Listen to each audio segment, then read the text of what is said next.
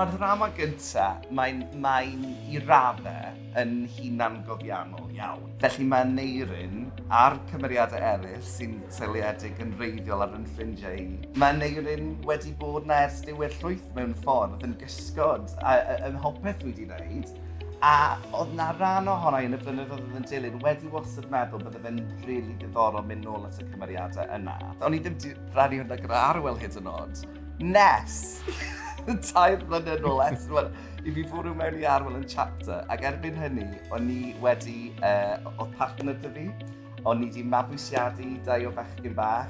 O'n i hefyd yn ymwybodol bod Cymru di newid, bod yr holl bethau yma'n digwydd yn wleidyddol yng Nghymru, allan ni erioed y breuddwydio beth sy'n nôl yn 2010. Bod bywyd hoyw wedi newid, bod pobl yn hoyw nawr yn gallu priodi'n gyfreithlon yn ers 2013. A nes I just troi rownd Arwel a gweud, mae'na ddrama arall fan hyn yn dos, a nath Arwel fynd, oes, a wedyn nes I, na, nes I ddim gweud hwnna. Ond be mae Daf wedi sgwennu hefyd ydy drama sydd yn sefyll ar ei thraed ei hun.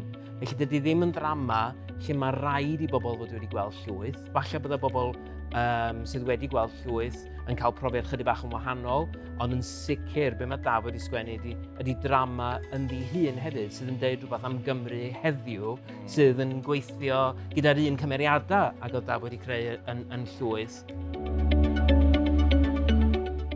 Beth am y stori? Am y stori, wel, mae...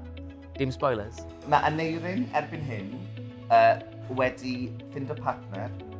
Gog. Gog.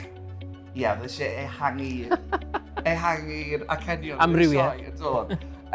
Gog a wedi mabwysiadu 2 o blant.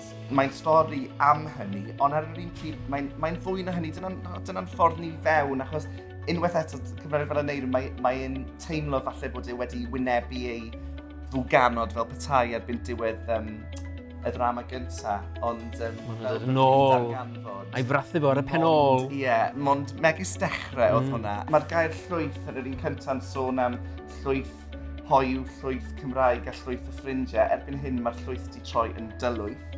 Be mae hwnna'n golygu? Ond yn bersonol I Aneirin fyd, pan ych chi'n dod yn deulu, beth sy'n digwydd i'r grŵp nawr ffrindiau oedd yn arfer golygu cymaint I fe.